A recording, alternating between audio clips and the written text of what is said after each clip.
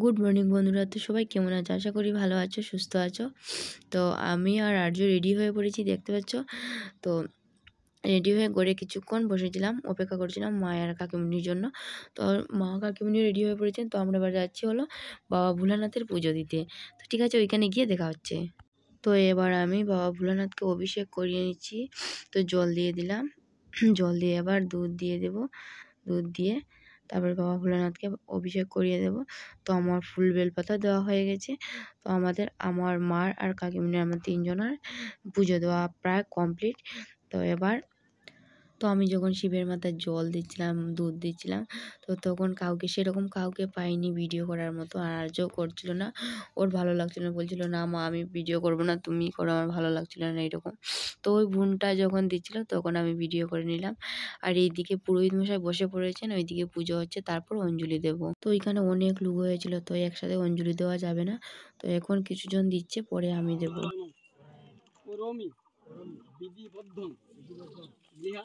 শিবরাত্রি ব্রতং দেব পূজাজপ পরায়ণ করুমি বিধিবদ্ধং বিহানার্ঘ মহেশ্বর যশ সচন্ন পুষ্প। তো ওদের অঞ্জলি দেওয়া হয়ে গেছে, এবার আমরা কিছুজন বসে পড়েছি অঞ্জলি দেব। আর ওইদিকে আর্যকে বারবার ডাকছিলাম অঞ্জলি দিতে, কিন্তু ও বারণ করছিল, না আমি দেবো না, তুমি দাও। কারণ অনেক দূর ও হেঁটে হেঁটে এসেছে, একদম ক্লান্ত হয়ে গেছে মনে হচ্ছে। আর রুদ্রও উঠেছিল প্রচণ্ড, তো ভালো লাগছে না। তো আমি ওকে আর জোর করিনি, আমি বলেছি ঠিক আছে তুমি ওইখানে দাঁড়িয়ে পড়ো, আমি অঞ্জলি দিয়ে আসছি। তো এবার অঞ্জলি দিয়ে দেবো। তো আমরা সবাই হাতে ফুল বেলপাতা নিয়ে বসে আছি, অঞ্জলি দেব। আর তো দেখতে পাচ্ছ ওইদিকে পুরোহিত মশাই আমাদের সবার উপরে গঙ্গার জল ছিটিয়ে দিচ্ছেন, মনে হয় গঙ্গার জল, আমি জানি না। তো আমাদের একবার মন্ত্র বলা হয়ে গেছে, আরেকবারের জন্য আবার ফুল আর বেলপাতা হাতে নিয়ে নিলাম। তো এবার বসে পড়বো। শিবরাত্রি ব্রতং দেব পূজাজপ পরায়ণ করুমি বিধিবদ্ধং বিহানার্ঘং মহেশ্বর যশ সচন্দন পুষ্প বিল্লপত্রাঞ্জলি নম নম নম শিবায় নম। শিবরাত্রি ব্রতং দেব পূজাজপ পরায়ণ করুমি বিধিবদ্ধং বিহানার্ঘং মহেশ্বর পুষ্প বিল্লপত্রাঞ্জলি নম নম শিবায় নম। দিলেও না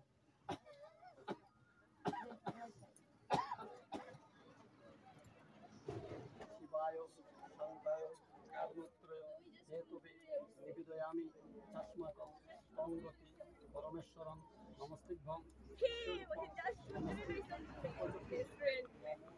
বিনায়ক হস্তায় ভদ্রহস্তায় ওই নম নম শিবায় নম। নম আবাহনং নো জানামি নৈব জানামি পূজনং বিসর্জনং নো জানামি অবশ্য পরমেশ্বর।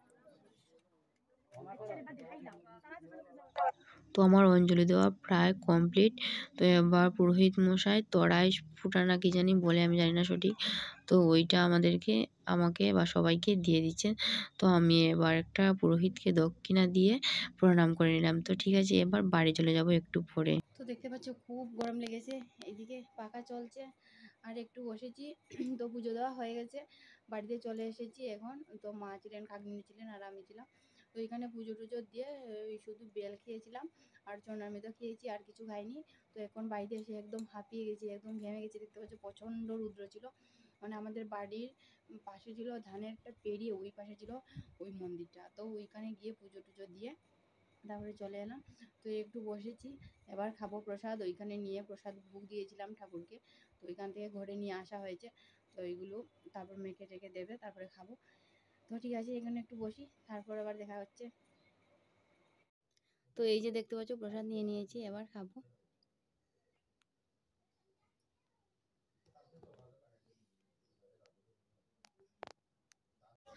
তো আমি প্রসাদ খেতে বসে পড়েছি। তো ওইখানে বসে আর খাইনি, আমি ওইখানে ঘরেই নিয়ে এসি, কারণ তোমাদের সাথে একটু শেয়ার করব। আর ওইখানে ফ্যানটা চলছিল, ফ্যানের কাছে বসে আমি প্রসাদটা খেয়ে নেব, খুব গরম লাগছিল। তো আর যে ওইখানে বসেই খাচ্ছে, আর আমি ঘরে নিয়ে আসলাম, ওইখানে বসে বসে খাচ্ছি। আর আমাকে কেমন দেখাচ্ছে তোমরা কমেন্ট করে বলতে ভুলবে না। নিশ্চয়ই কমেন্ট করে বলবে যে আমাকে ওই দিন কেমন দেখাচ্ছিল। তো একটু ফ্রেশ হয়ে ঘরে বসেছিলাম, কিন্তু আর্যর জন্য আর বসতে পারিনি। ও বায়না করেছিল ওই যে সাইকেল চালাবে। এই যে দেখতে পাচ্ছ কি কি বল। তো আর ঘরে রেস্ট করা হলো না। ও বায়না করছিল বারবার, চলো মা রাস্তায় চলো, রাস্তায় গিয়ে সাইকেল চালাবো আমি এরকম বায়না করছিল। আর উঠোনে তো প্রচণ্ড রুদ্র, তো রুদ্রের কারণে আর সাইকেল চালাতে পারছি না। তো বলছিল রাস্তায় যাবো, রাস্তায় অনেক ছায়া আছে। তো এর জন্য চলে এলাম আমি। তো ও সাইকেল চালাচ্ছে। এই বেশি দূর যায় না বাবা, হয়েছে হয়েছে, হবে আর লাগবে না, চলে আসো। তো এতক্ষণ আর্য সাইকেল চালিয়েছিল। তো আমি তো আজ ভাত খাবো না, ফল জল তারপর সাবু কলা ওইগুলো খেয়েই থাকবো। তো এর জন্য আমি চলে এলাম এই যে আমাদের ক্ষীরার জমিটা। তো ওইখান থেকে ক্ষীরা নিয়ে যাব, নিয়ে গিয়ে খাবো। তো আর্য খুঁজছে, দেখতে পাচ্ছ, পেয়েছো আর্য? একটাও পাওনি?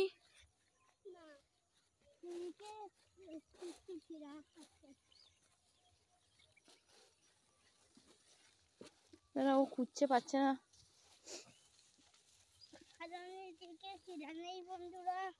এই যে একটা পেয়ে গেলাম, এটা অনেক ছোট গো, অনেক ছোট।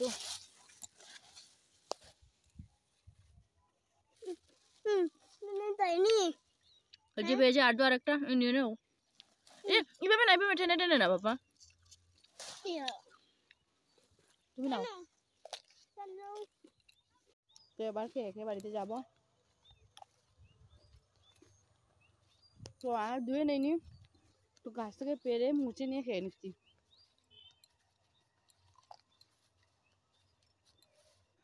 তো রেডি কিছুই হয়নি বললে চলে। তো শুধু শাড়িটা চেঞ্জ করে আরেকটা শাড়ি পরে নিয়েছি। আমাদের পাড়া ওইখানে একটা পুজো ছিল, তো ওই পুজোতে আসবো বলে। তো আমি বেরিয়েছিলাম বিকেলবেলা একটু রেস্ট টেস্ট করে, তারপরে বেরিয়েছিলাম। আর দেখে মানে এইবার প্রথমবার হচ্ছে ওইখানে পুজো।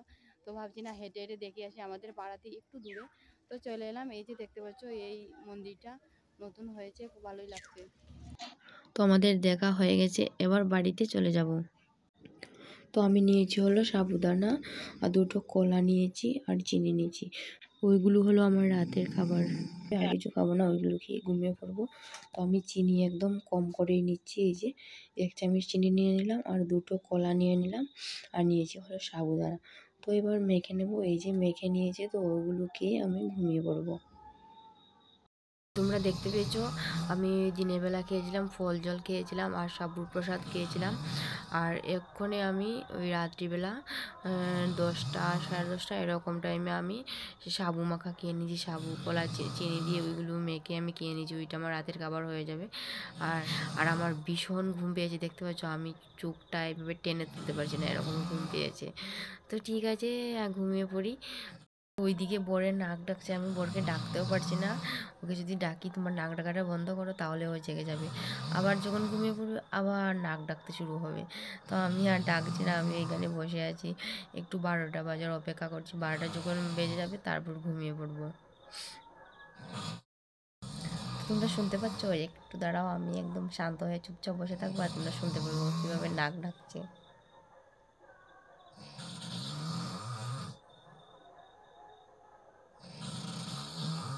শুনতে পেয়েছো কি নাক ডাকছে বাবা? এই যে এখন বাজে 12টা 8। বন্ধুরা এখন তো তোমাদের দেখিয়ে দিলাম, এখন বাজে 12টা 8। তো আমি আর পারছি না নিয়ম মানতে, এক্ষুনি আমি ঘুমিয়ে পড়বো। আর ওইদিকে আমার প্রচণ্ড নাক ডাকছে, ওর কারণে আমি ভিডিও করতে পারছি না। তো আমারও ভীষণ ঘুম পেয়েছে, আর পারছি না। আর কালকে শুয়েছিলাম হলো মাটিতে, কম্বলে আমি শুয়েছিলাম, ভীষণ ঠান্ডা লেগেছিলো, তো আমার সর্দি এসে গেছে। তো আজ খাটেই শুয়ে পড়বো। আর ঠিক আছে, ব্লগটা ছিল এই পর্যন্ত। আমার সকাল 9টা থেকে শুরু করে রাত্রি 12টা অবধি আমি কি কি করলাম, মহাশিবরাত্রিতে আমার কিভাবে কাটলো, তোমরা প্লিজ আমার পুরো ভিডিওটা দেখবে, স্কিপ করবে না। ঠিক আছে, সবাই ভালো থাকো, সুস্থ থাকো, টাটা। আবার দেখা হচ্ছে সামনের ভিডিওতে। সবাইকে গুড নাইট।